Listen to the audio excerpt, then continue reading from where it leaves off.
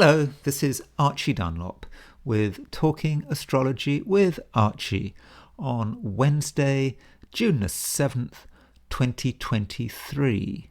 Today there are a couple of things I want to talk about aside from today's astrology. I want to look at Ukraine's offensive. There's some talk that Ukraine's offensive has started. And, yesterday I talked about the anniversary of D-Day. And there are some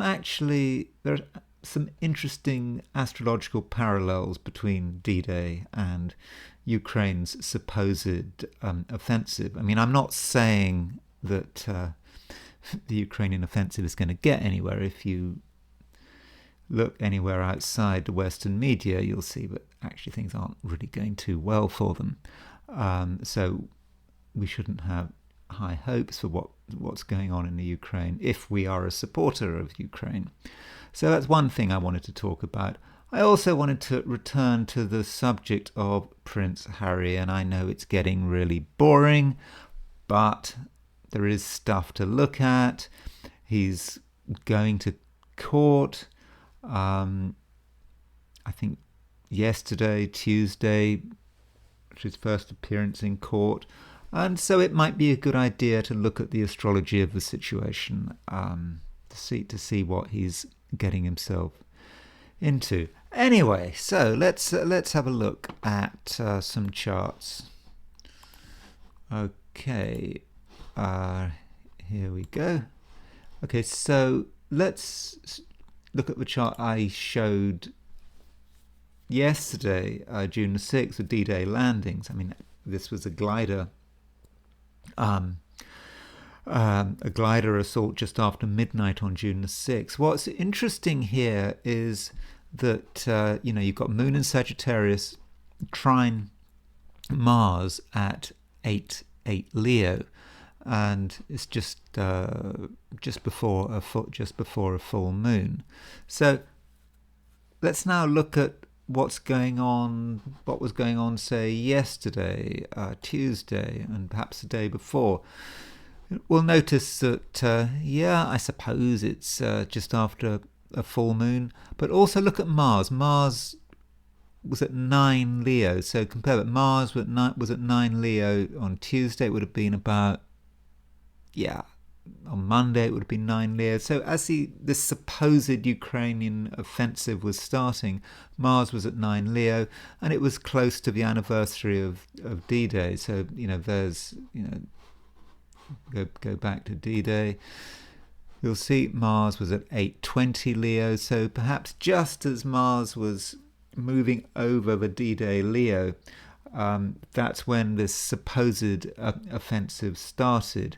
I think, the Ukrainians, they have British advisors? The British are obsessed about the Second World War. They're obsessed about D-Day, this declining empire, carping back over its past glories. And, I suppose there's a bit of a fantasy about D-Day. And when of course, the Second World War was really won on the Eastern Front. But I wouldn't be surprised if someone was trying to work D-Day into the narrative of the Ukrainian offensive. So I just wanted to mention that, and particularly the Mars link up between D-Day and the beginning of this supposed offensive. Then I wanted to look at Harry's chart. Now, Harry is, he's strange, isn't he? He doesn't, it's interesting that, he is at the top of the British class system. Britain has really intense class system, and obviously at the very top of the class system is the king, or it used to be the queen. So Harry, being the king's son, however estranged he might be, is completely at the top of the class system, yet he doesn't have any class. Meghan doesn't have any class either, but just amazing he doesn't have any class. You don't go to court, however much you think the press has been unfair to you and perhaps unfair to your mother, you don't go to court. It's just not done. When you're that high up the class pyramid, you don't do that kind of stuff. And his lack of class. When he was asking some, I don't know, when he was asking someone to help get Megan a job or something like that. That is in a public way. It was photographed. It was over. We had a film of what he was saying, and yet that shows no class. So it's really interesting about what makes Harry have no class. For someone who is supposedly right at the top of the class system. I know I'm kind of digressing, but I just quickly want to look at Harry's chart and why, asking a question. I've never done this before. Why has Harry got no class? What's it about? I'm not going to dwell on the subject, but my guess is it would be his Jupiter rising. You see, he's got Jupiter, okay, it's in the 12th, but it's in the same sign as the ascendant. The thing is, it's Jupiter Capricorn, and Jupiter in Capricorn rising. Jupiter does not work well in Capricorn.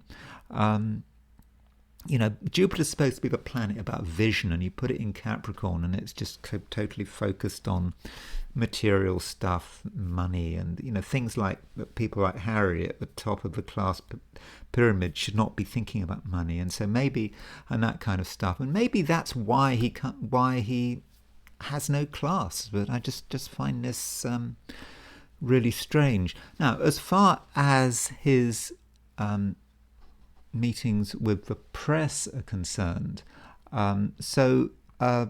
his legal stuff, because he's suing Mirror Group newspapers.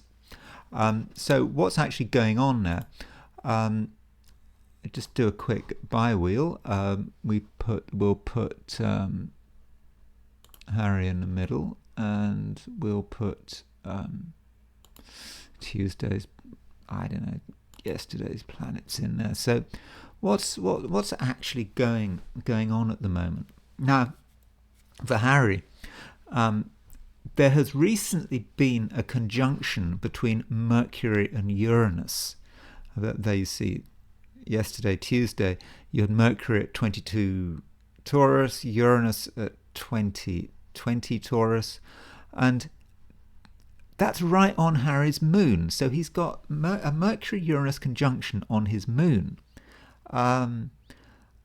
That's quite unsettling, quite unstable.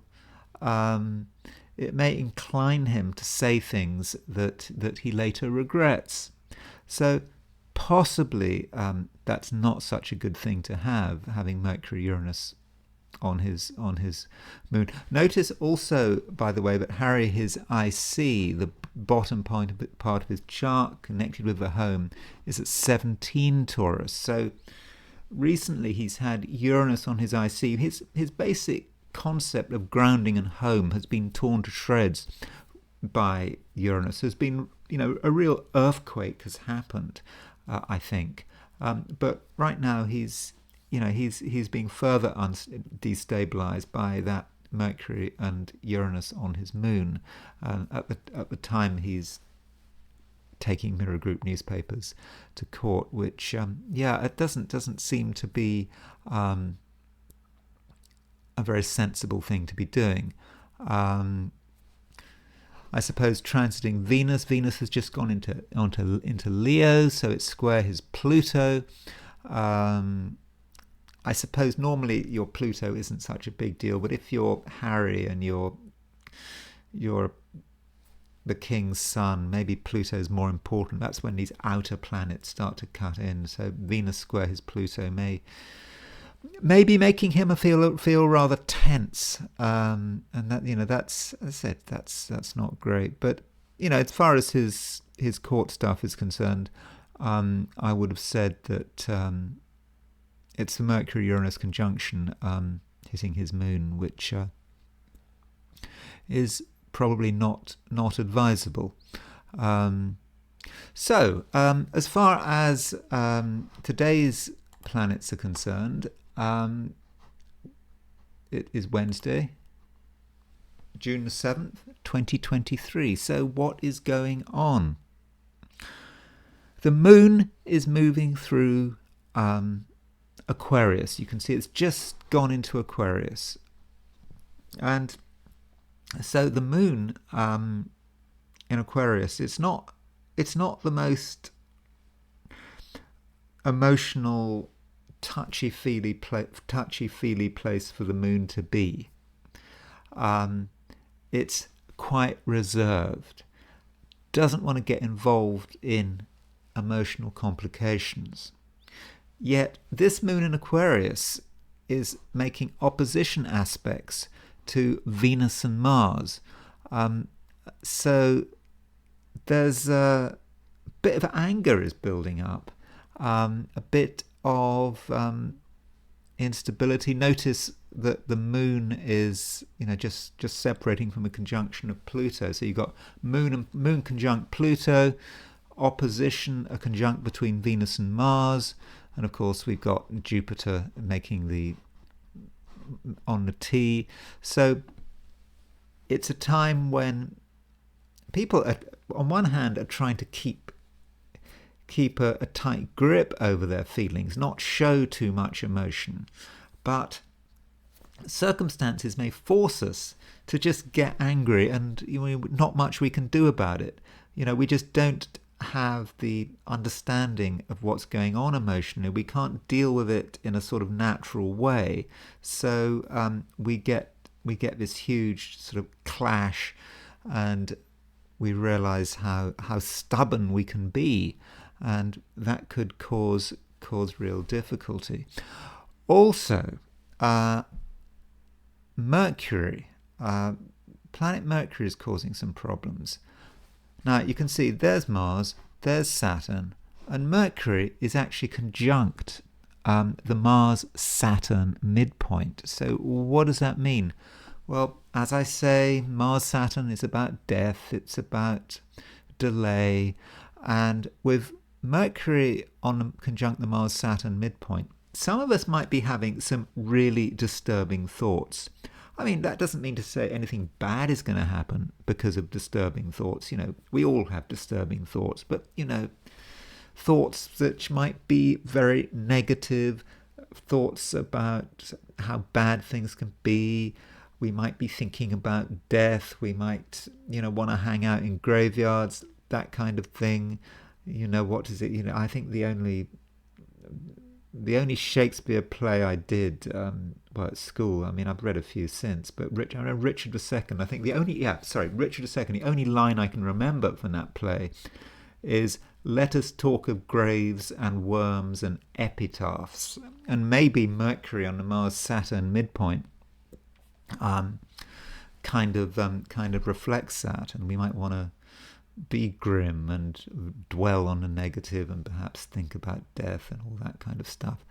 But it's only a passing phase. So if you find yourself thinking about bad things, just let it pass. Mercury is going to quickly move on, and we'll have happier thoughts. Now, as far as my forecasts for the 12 signs of the zodiac are concerned, here goes. Aries, you can't get on with everyone, and some people may stand in the way of your creative self-expression. Taurus, there is pressure to move out of the shadows, to show your real self. You have to do what is right. Gemini, you are having disturbing thoughts. Mercury on the Mars-Saturn midpoint. Mercury rules Gemini. You are having disturbing thoughts, and your words could have a morbid touch. Some spirituality is required. Cancer, things aren't simple, and that applies as much to money as it applies to emotion. It helps to be detached. After all, the moon, ruler of the sign Cancer, is in detached Aquarius. Leo, you know what you want, and you don't want to compromise. But other people will give as good as they get. Virgo, many Virgoans are going to be negative, After all, Mercury rules Virgo and it's on the Mars-Saturn midpoint. Yeah, many Virgoans are going to be negative, focusing on the worst scenario. Best to be cautious. And then you can be pleasantly surprised when things turn out to be not so bad. Libra, your creative impulse could be blocked by friends and associates, but a compromise is possible. Scorpio, yes, you want to move forward with your life, but before doing anything, you need to ground yourself. Sagittarius, your first words could sound trivial and unsophisticated. Give the matter some thought. Partners, at the same time, are going to be bothered about something. Capricorn, where there's money, there's stress. But if you deal with the issue head on, there will be a fast resolution. Aquarius, you're independent-minded, typical Aquarius, but you have to consider the selfish antics of partners and associates. And finally, Pisces. There is behind-the-scenes action that could impact your short-term prospects. The more you discover about the situation, the better for everyone. Now, as far as the I Ching is concerned, I threw the 3 coins, asking a question: what is Wednesday going to be like for visitors to my YouTube channel? In other words, people who visit this video right now are listening to me on a Wednesday. So the first hexagram I got was number 9, which is the taming power of the small. That's a situation where, we think there's potential, we think something's going to happen, dense clouds, but nothing comes out of those clouds. So, we have to accept that, or at least we would be advised to accept that. But I think many of us are going to find it difficult to say that we can't do anything. Many of us are going to try to advance. And if we try to advance, there could be trouble. I think the I Ching comes up with the image of a broken wagon wheel. We try to move forward, but the wheel breaks. I mean, it's not a big deal, breaking a wagon wheel, but it means we can't advance anymore. So if we try to deal with the issue straight away, then we're just going to get nowhere. And, something will break and we'll have to go back to where we started from. So it's probably best to spare ourselves the trouble. As the day progresses, the situation may get worse a little, and we may find that some people are really hasty and they want action, they want to do stuff, and we somehow have to persuade them that it's not such a good idea. Anyway, this hexagram number 9, the taming power of the small, does move to hexagram number 10, which is treading. I think this suggests that however much we try to restrain ourselves, there will come a point where we can't help it. We will just have to do what we want to do. And then we move to the concept of treading. Now, what that means is it's like we're tiptoeing around a tiger. And what we must avoid doing at all costs is treading on the tiger's tail, because if we tread on the tiger's tail, it's going to bite us.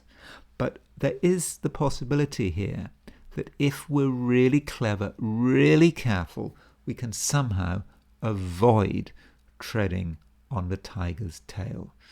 So, do you want to take the risk? I suggest you don't. Anyway, that's all I'm going to say for today, and I will talk to you tomorrow.